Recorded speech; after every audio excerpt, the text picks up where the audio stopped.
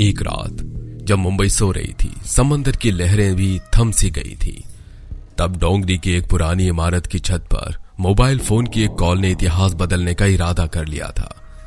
आवाज आई, टारगेट का movement clear है, बस एक गोली चाहिए। पर किस्मत को यूं मंजूर नहीं था, क्योंकि अगर वो गोली चल जाती तो हिंदुस्तान की राजनीति का नक्शा ही बदल जाता।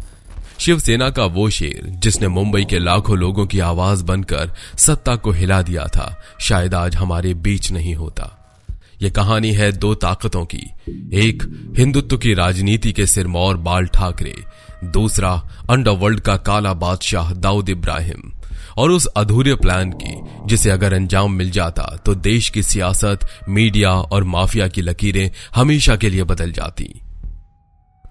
ये सिर्फ एक नेता की शुरुआत नहीं थी, ये आग का वो पहला शोला था जिसने महाराष्ट्र की राजनीति में एक नई लकीर खींच दी। एक वक्त था जब बाल केशव ठाकरे के हाथ में सिर्फ एक पेंसिल थी, वो पेंसिल जिससे वो कार्टून बनाते थे, सरकार की नीतियों पर तंज कसते, भ्रष्टाचार की चीरफाड़ करते और आम आदमी की तकलीफों को रेखाओं में ढालते। पर वक्त ने करवट ली और वो कार्टूनिस्ट देखते ही देखते करोड़ों मराठी लोगों की आवाज बन गया। 60 के दशक का मुंबई तब बंबई कहलाता था। वहां एक चुप्पी थी, मराठी लोग इस शहर को खून पसीने से सींच रहे थे, लेकिन नौकरी, उद्योग और पहचान पर कब्जा था बाहरी लोगों का। तब एक आवाज उठी, निडर, खुली और आग की तरह जलती हुई। मराठी मानुष के लिए महाराष्ट्र सिर्फ एक राज्य नहीं, हक है। यहीं से शुरू हुई बाल ठाकरे की असली यात्रा। उन्होंने राजनीति का वो रास्ता नहीं चुना जो वोट बैंक से बनता है, बल्कि आंदोलन की वो पगडंडी पकड़ी जिसमें धूल भी थी, जोश भी और गुस्सा भी। 1966 में उन्होंने बनाई शिवसेना, नाम ही ऐसा जैसे कोई युद्ध का उद्घोष। ये पार्टी बनी मराठी स्वाभिमान का प्रतीक, हिंदुत्व की मुखर आवाज और सत्ता के टकराने वाली ताकत। उनकी स्पीच भाषण नहीं बल्कि ज्वालामुखी से निकली आग लगती बातों की तरह। वो बोलते तो शब्द नहीं, हजारों लोगों के सीने में उठती चिंगारियां निकलती। अगर महाराष्ट्र में रहना है तो मराठी मानुष का सम्मान करना होगा, लेकिन जहां ताकत होती है वहां टकराव भी होता है। जैसे जैसे बाल ठाकरे की ताकत बढ़ी, वैसे वैसे दुश्मनों की भीड़ भी लंबी होती गई। राजनीतिक दल, वामपंथी सोच रखने वाले बुद्धिजीवी, सेक्युलर, झंडा बरदार, सभी बाल ठाकरे से या तो डरते थे या उनसे चिढ़ते थे। पर ठाकरे वो झुके नहीं, बल्कि जितनी नफरत मिली उतनी ही आवाज में धार और बढ़ गई। और यहीं से जन्म हुआ उस शेर का जो न संसद का हिस्सा था, न सत्ता में, लेकिन फिर भी पूरे राज्य को हिला देता था। दूसरी तरफ मुंबई की उन्हीं गलियों में जहां धूप भी दीवारों से टकराकर छांव बन जाती थी, एक लड़का धीरे धीरे बड़ा हो रहा था। उसकी आंखों में न कोई मासूमियत थी, न कोई डर, बल्कि बस 3 चीजों की भूख पल रही थी, ताकत, पैसा और आतंक। उसका नाम था दाऊद इब्राहिम कासकर, एक ईमानदार पुलिस कांस्टेबल का बेटा, जो देखता था कि उसके अब्बा वर्दी पहनते हैं पर घर के खर्चे के लिए अम्मी को पापड़ बेलने पड़ते हैं। वो देखकर बड़ा हुआ कि ईमानदारी इज्जत तो देती है पर जिंदगी नहीं, और वहीं से उसकी सोच पलट गई। धीरे धीरे वो स्कूल से दूर और अपराध के अंधेरे गलियारों में गहरा उतरता गया। पहले स्मगलिंग, फिर लूट, फिर मर्डर, और गुनाह उसके नाम के आगे एक नई शान बन गया। और फिर डी कंपनी का जन्म हुआ, एक अंडरवर्ल्ड सिंडिकेट जो सिर्फ मुंबई नहीं, पूरे भारत के कारोबार, फिल्म इंडस्ट्री, बिल्डर लॉबी और राजनेताओं की नब्ज पकड़ चुका था। दाऊद अब एक नाम नहीं, एक ब्रांड बन गया था, डर का ब्रांड। लेकिन उस ब्रांड का सबसे घातक अध्याय लिखा गया 12 मार्च 1993 को। उस दिन मुंबई ने वो देखा जो शायद कभी सपनों में भी न देखा था। 13 जगहों पर सीरियल बम ब्लास्ट, 257 मासूम लोग मारे गए, सैकड़ों जख्मी। मुंबई का सीना फट गया, हर सड़क पर खून बहा और हर आंख नम हो गई, और हर दिल में सिर्फ एक सवाल था, किसने किया ये? और इस हमले के धुएं से एक आवाज गूंज उठी, बाल ठाकरे की। उनकी जुबान में अब सिर्फ राजनीति नहीं, अब आग थी। उनकी हर स्पीच जैसे दाऊद के खिलाफ ऐलाने जंग बन गई। मुंबई की सड़कों पर शिव सैनिक उतर आए, क्लब, सिनेमा घर, होटल, सब पर देशद्रोहियों को सबक सिखाओ की चेतावनी लिखी जाने लगी। और उस दिन से बाल ठाकरे और दाऊद इब्राहिम दोनों के बीच शुरू हो गई एक अनकही, अदृश्य लेकिन बेहद घातक जंग। और फिर वो पल आया जब शब्दों ने हथियार से ज्यादा तेज वार किया। मुंबई के आहत दिल पर बम धमाकों के जख्म ताजा थे। हवा में अब भी बारूद की गंध थी और लोगों के चेहरों पर डर, गुस्सा और इंतजार का मिश्रण। तभी एक प्रेस कॉन्फ्रेंस में बाल ठाकरे ने उस सन्नाटे को चीरते हुए बेहिचक, बेबाक और बेमिसाल अंदाज में ऐलान किया, मुंबई पर हमला हुआ है और इसके पीछे दाऊद इब्राहिम है। ये एक राजनेता का बयान नहीं था, ये एक युद्ध का शंखनाद था। उस एक वाक्य ने पूरे देश का ध्यान दाऊद की तरफ मोड़ दिया और अंडरवर्ल्ड को ये साफ साफ संदेश दे दिया, अब तुम पर पर्दा नहीं पड़ेगा, तुम्हारा नाम हर चौराहे पर गूंजेगा। शिवसेना के कार्यकर्ता यानी शिव सैनिक जो अब तक नारे लगाते थे, अब मैदान में उतर आए। उनके पोस्टर, उनके भाषण, उनके रोड शो, सब में अब सिर्फ एक चेहरा टारगेट पर था, दाऊद इब्राहिम। मुंबई की दीवारों पर लिखा जाने लगा, देशद्रोहियों को गोली मारो, दाऊद को ढूंढो और मिटा दो। अब सिर्फ हिंदुत्व नहीं, देशभक्ति भी हमारी रगों में है। और दाऊद जो अब तक नेताओं को अपने जेब में रखता था, पुलिस अफसरों को खरीदता था, वो पहली बार किसी ऐसे दुश्मन से टकराया था जो न खरीदा जा सकता था, न डराया जा सकता था, और जिसकी आवाज किसी एक गली से नहीं, पूरे महाराष्ट्र की भीड़ से आती थी। बाल ठाकरे अब सिर्फ एक नेता नहीं थे, वो दाऊद के लिए भीड़ की ललकार बन चुके थे। वो ललकार जो दुबई से लेकर कराची तक गूंजने लगी थी और जिसने दाऊद को मजबूर कर दिया था, अब उसे सिर्फ बचना नहीं, जवाबी हमला करना होगा। साल था 1999। मुंबई की हवा में गर्मी भी थी और साजिश भी। दाऊद इब्राहिम जो उस वक्त दुबई में बैठा था, अपने आलीशान बंगलो, सोने से जड़े फर्श और सुरक्षा के घेरे में, वहीं से उसकी नजरें अब सिर्फ एक आदमी पर टिकी थी, बाल ठाकरे। क्योंकि अब ठाकरे सिर्फ भाषण नहीं दे रहे थे, वो दाऊद के डर को चुनौती दे रहे थे। हर प्रेस कॉन्फ्रेंस में उनका नाम, हर स्पीच में डी कंपनी को ललकार और हर बार शिव सैनिकों का गुस्सा मुंबई की सड़कों पर। और इन्हीं सब के बीच एक रात दाऊद ने अपने करीबी को कॉल किया। आवाज ठंडी थी पर मतलब जहरीला। ठाकरे अब ज्यादा बोल रहा है, इसका माइक बंद करो। यहीं से तैयार हुआ प्लान ए, शिवसेना भवन, वही जगह जहां हर दिन ठाकरे पार्टी के सीनियर नेताओं से मुलाकात करते थे।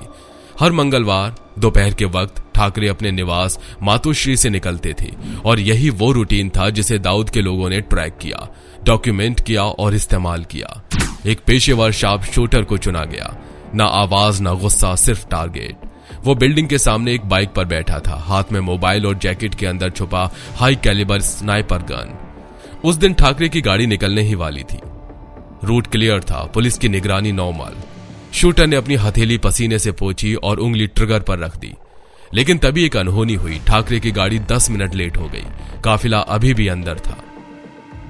इसी बीच पुलिस की एक अतिरिक्त पेट्रोलिंग वैन उसी गली से गुजरी। शूटर चौंका और उसने तुरंत सिग्नल भेजा, रास्ता क्लियर नहीं है, पुलिस मूवमेंट बढ़ा है। दुबई में बैठे बॉस को मैसेज मिला और फिर एक छोटा सा जवाब जिसने इतिहास का रुख मोड़ दिया, रोक दो। ट्रिगर पर रखी उंगली हट गई, सांसें वापस आई और वो हमला टल गया, जो शायद बाल ठाकरे की जिंदगी का आखिरी हमला बन सकता था। पर सबसे दिलचस्प बात, किसी को पता नहीं चला, न मीडिया को, न सरकार को और न ठाकरे को। यह साजिश इतिहास के पन्नों में दर्ज होने से पहले ही रद्दी की टोकरी में फेंक दी गई। पर यही तो है सच्चा थ्रिलर। जब मौत इतने करीब से लौट जाए तो जिंदगी का हर पल क्रांतिकारी बन जाता है। साल 2000, मुंबई की वो रात जरा ठंडी थी, लेकिन हवा में गर्मी किसी और चीज की थी। खून की बूंदें गिरने वाली थी और अगर किस्मत बीच में ना आती, पहली कोशिश चूक चुकी थी और दाऊद इब्राहिम की बौखलाहट अब चेहरे पर साफ दिखने लगी थी। उसने ठान लिया था प्लान ए नहीं, अब गेम लोकल स्टाइल में खेला जाएगा। इस बार कोई दुबई से कॉल करने वाला सुपारी किलर नहीं था, बल्कि मुंबई का ही एक लोकल गैंग इस काम के लिए तैयार किया गया। गैंग को सीधा टारगेट मिला, बांद्रा स्थित मातोश्री में रात के वक्त घुसो और ठाकरे को खत्म कर दो। प्लान बेहद खतरनाक था। कम से कम 3 गनमैन, 1 ड्राइवर और 2 वॉचर्स। रात के अंधेरे में पीछे के गेट से घुसने की योजना बनी, जहां सिक्योरिटी जरा हल्की होती थी। लेकिन कहते हैं ना, कभी कभी किस्मत भी सियासतदानों की रखवाली करती है। जिस रात यह हमला होना था, ठीक उसी शाम ठाकरे के घर पर एक इनफॉर्मल पार्टी रखी गई। न कोई राजनीतिक रैली, न कोई बड़ा ऐलान, बस एक कैजुअल मीटिंग थी जिसमें शामिल थे कुछ चुनिंदा पत्रकार, शिवसेना के कद्दावर नेता और सबसे अहम महाराष्ट्र पुलिस के कुछ सीनियर ऑफिसर। गैंग जब दूरबीन से घर की गतिविधियां स्कैन कर रहा था तो उसने देखा बाहर पुलिस की गाड़ियां खड़ी हैं। गेट पर सुरक्षाकर्मी सामान्य से अधिक मुस्तैद हैं और अंदर हलचल असामान्य है। डर बैठ गया, हाथ कांपने लगे। गैंग लीडर ने मौके पर ही फैसला लिया, आज नहीं, आज ये घर किला बन चुका है। फोन गया ऊपर तक, काम नहीं हो पाएगा, रिस्क बहुत ज्यादा है। और एक बार फिर निशाना चूक गया। दूसरी बार मौत पास आकर लौट गई। दूसरी बार एक शेर की दहाड़ किसी की साजिश पर भारी पड़ गई। अब यहां एक सवाल हर किसी के जहन में उठता है, दाऊद इब्राहिम, वो नाम जो देश की सबसे बड़ी आतंकवादी घटनाओं के पीछे रहा, जिसने 1993 जैसे काले दिन को अंजाम दिया, जिसकी पहुंच दुबई से लेकर कराची और मुंबई तक फैली थी। तो फिर ऐसा क्या था जो उसे बाल ठाकरे को मारने से रोक रहा था? क्या ये सिर्फ किस्मत थी, या ठाकरे वाकई इतने अपराजेय बन चुके थे कि मौत भी उन्हें छूने से डरती थी? असल में जवाब छुपे हैं इन 5 दीवारों में, जिन्होंने ठाकरे को हर बार बचाया और दाऊद की हर साजिश को ध्वस्त कर दिया। नंबर 1, ठाकरे की हाई सिक्योरिटी। ठाकरे कोई आम नेता नहीं थे, वो न सांसद थे न मुख्यमंत्री, पर उनकी सुरक्षा Z+ स्तर की थी। महाराष्ट्र सरकार जानती थी कि ठाकरे पर खतरा मंडरा रहा है। उनकी फायर ब्रांड छवि और दाऊद के खिलाफ खुली बयानबाजी ने उन्हें टॉप टारगेट बना दिया था। इसलिए उनके घर मातोश्री को किसी किले की तरह सुरक्षित कर दिया गया था। CCTV, स्नाइपर्स और अंदर बाहर हर गतिविधि पर नजर रखने वाली एजेंसियां। नंबर 2, शिव सैनिकों की नजर। अगर किसी ने ठाकरे की असली ढाल बनाई थी तो वो थे शिव सैनिक। हर गली, हर मोड़, हर सभा में वो सिर्फ कार्यकर्ता नहीं, बिना वेतन के बॉडीगार्ड्स की फौज बन चुके थे।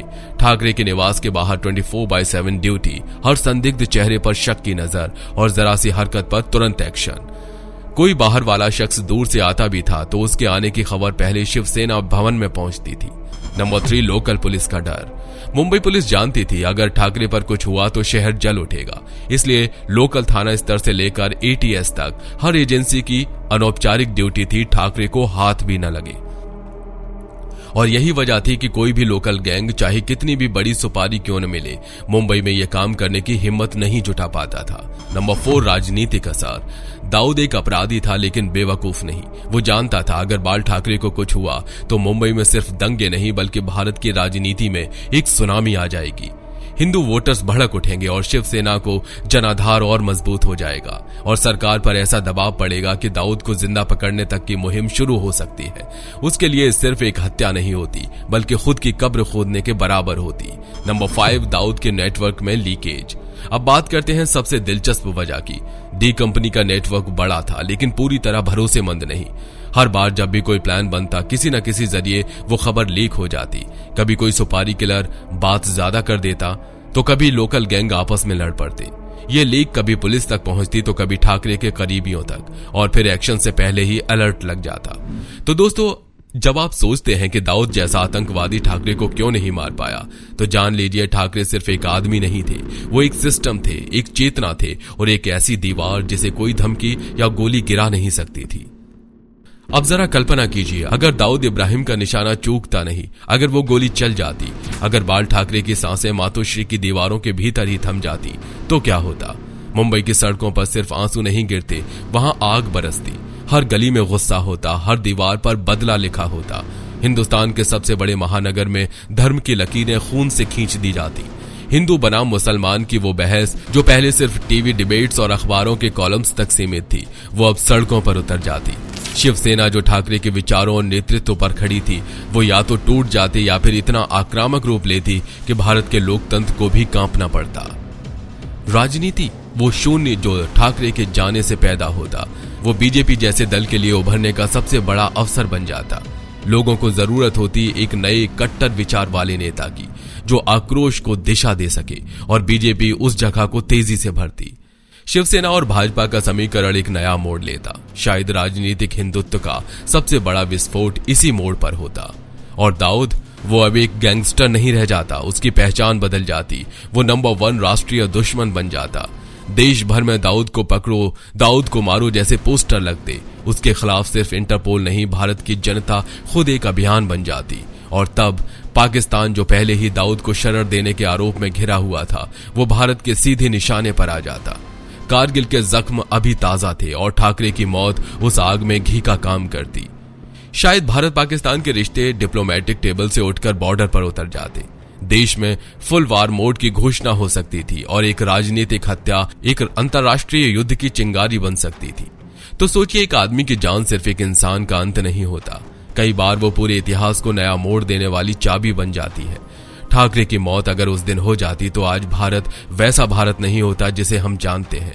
वो दिन जब कैमरों की फ्लैश लाइट्स की चकाचौंध के बीच बाल ठाकरे मंच पर खड़े थे। वही अकड़, वही आत्मविश्वास और वही आग जो उनकी आवाज में हमेशा रहती थी। पत्रकारों के सवालों की बौछार थी और देश भर में अफवाहें उड़ रही थी कि ठाकरे पर हमला हो सकता है। पर उन्होंने जो कहा वो सिर्फ एक बयान नहीं था, वो आने वाले वक्त के लिए चेतावनी थी।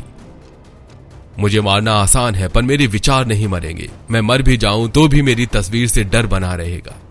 इस एक लाइन में वो पूरा वजूद था जिसे दाऊद कभी खत्म नहीं कर पाया। ठाकरे जानते थे कि मौत एक दिन सबको आनी है, लेकिन कुछ लोग मरकर भी अमर हो जाते हैं क्योंकि उनके शब्द, उनके विचार और उनका डर इतिहास की नसों में दर्ज हो जाता है। और वही हुआ। दाऊद के एक के बाद एक प्लान या तो लीक हुए या वक्त ने उन्हें धोखा दे दिया। हर चुका हुआ निशाना ठाकरे को और बड़ा बनाता गया। जो कभी सिर्फ एक मराठी नेता था, वो अब अंडरवर्ल्ड के सबसे बड़े दुश्मन के तौर पर जाना जाने लगा। यह टकराव अचानक नहीं हुआ था। यह कहानी 90 के दशक से शुरू हो चुकी थी, जब मुंबई में माफिया का बोलबाला था। हाजी मस्तान, करीम लाला और बाद में दाऊद इब्राहिम, इन नामों का खौफ हर अखबार की हेडलाइन बन चुका था। लेकिन तभी सड़कों पर एक और नाम गूंजने लगा, शिवसेना।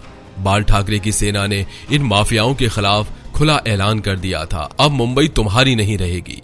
राज ठाकरे, मनोहर जोशी और शिवसेना के कई नेताओं ने खुद मोर्चा संभाल लिया।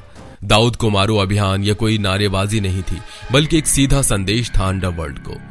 शिव सैनिक पोस्टर लगाते, गैंगस्टर्स के अड्डों पर रेड कराते और कई बार तो खुद भिड़ जाते उन लोगों से जिनसे पुलिस भी डरती थी। यही वजह थी कि दाऊद के लिए शिवसेना सिर्फ एक राजनीतिक पार्टी नहीं थी, बल्कि एक सिस्टम था। वो सिस्टम जो उसे चुनौती देता था, जो उससे डरता नहीं था और जो उसे मुंबई से मिटा देना चाहता था। ठाकरे और दाऊद के बीच की यह जंग सिर्फ विचारों की नहीं थी, ये अस्तित्व की लड़ाई बन चुकी थी। बाल ठाकरे कोई आम नेता नहीं थे। उनके शब्दों में वो ताकत थी जो लोगों की भीड़ को भी पल में जन सैलाब में बदल देती थी। जहां बाकी नेता वोटों की राजनीति करते थे, वहां ठाकरे भीड़ की नब्ज पकड़ते थे और एक बार जो बोलते तो लगता जैसे हजारों लोग उस बात को अपने सीने की आवाज बना लेते। उनकी रैलीज में न झूठे वादे होते थे, न चापलूसी की चाशनी, बस एक सीधा, खरा और ललकारता हुआ तेवर। वो उस दौर का इकलौता नेता था जिनकी एक लाइन अगली सुबह के अखबार की हेडलाइन बनती थी। मीडिया न सिर्फ उन्हें सुनता था, बल्कि उन्हें टीआरपी का तीखा तड़का भी मानता था। उनके इंटरव्यूज, प्रेस कॉन्फ्रेंस, भाषण, हर जगह कैमरे खुद ब खुद घूम जाते थे, क्योंकि लोग जानना चाहते थे आज ठाकरे क्या कहेंगे। और जब कहते थे तो नाम लेकर कहते थे। जहां दूसरे नेता आतंकवाद या पाकिस्तानी तत्व जैसे गोलमोल शब्दों में सच्चाई को छिपाते थे, ठाकरे सीधे बोलते थे, दाऊद इब्राहिम देशद्रोही है। वो नाम लेने से नहीं डरते थे, क्योंकि उन्हें पता था डर की राजनीति नहीं, सामना करना ही असली नेतृत्व है। ठाकरे की एक ललकार पर शिवसेना के कार्यकर्ता सड़कों पर उतर आते थे। पोस्टर फाड़ना, विरोध करना और जरूरत पड़ी तो हिंसा पर उतर आना, ये सब आम बात थी। ठाकरे ने कभी अपने अनुयायियों को गांधीगिरी सिखाई ही नहीं। उनका दर्शन था, अगर कोई तुम्हें मारे तो तुम उसे छोड़ो मत। और सबसे बड़ी बात, ठाकरे डरते नहीं थे, न दाऊद से, न सरकार से, न वोट बैंक से। वो कहते थे, मैं किसी से नहीं डरता क्योंकि मैं अपने लोगों से प्यार करता हूं, और जो जनता से प्यार करता है वो किसी के भी बंदूक से नहीं डरता। ठाकरे की यही निडरता दाऊद के लिए सबसे बड़ी चुनौती बन गई थी, क्योंकि जब सामने वाला न बिकता हो, न झुकता हो और न डरता हो, तो उसे हराना नामुमकिन हो जाता है।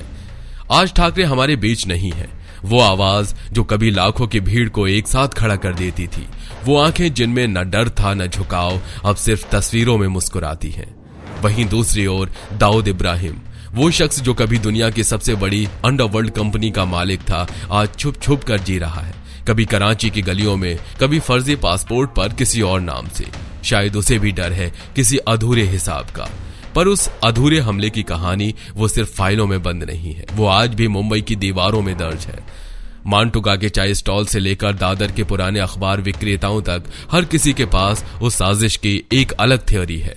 क्योंकि लोग भूल सकते हैं तारीख है, पर वो पल नहीं जब मौत ने दस्तक दी थी और किस्मत ने दरवाजा बंद कर दिया था। अगर उस दिन वो गाड़ी 10 मिनट लेट ना होती, अगर वो पार्टी न चल रही होती, अगर वो फोन पर जवाब रोक दो की जगह गो अहेड होता, तो यकीन मानिए आज शिवसेना शायद टूट चुकी होती, या फिर उतनी उग्र हो चुकी होती कि सियासत की भाषा बदल जाती। महाराष्ट्र की राजनीति जो ठाकरे की रैली और अखबार सामना की लहर पर चलती थी, शायद किसी और के इशारे पर चलती। भारत की राजनीति में एक ऐसा खालीपन आ जाता जिसे सिर्फ नेता नहीं एक आंदोलन भर रहा था। ठाकरे की हत्या अगर उस दिन हो जाती तो वो सिर्फ एक इंसान की मौत नहीं होती, वो एक विचारधारा की हत्या होती, एक लाखों लोगों के आत्मविश्वास पर हमला होता और शायद एक ऐसे संघर्ष की हार होती जो सत्ता से नहीं सिस्टम से लड़ रहा था। आज भले ही ठाकरे इस दुनिया में नहीं है, पर वो हमला जो नहीं हो पाया वो हर बार याद दिलाता है कि किस्मत भी कभी कभी नेताओं की रखवाली करती है। और शायद इसलिए बाल ठाकरे का नाम आज भी जिंदा है, न सिर्फ शिवसेना में बल्कि हर उस दिल में जो निडर होकर सच बोलने की हिम्मत करता है। तो दोस्तों, अगर आपको अब भी लगता है कि यह सिर्फ एक हमले की कहानी थी तो एक पल ठहरिए और फिर सोचिए, क्योंकि यह सिर्फ गोलियों की आवाज और सुपारी किलर्स की कहानी नहीं थी। ये एक ऐसी जंग थी जहां बंदूकें थी, पर उससे बड़ी थी एक विचारधारा।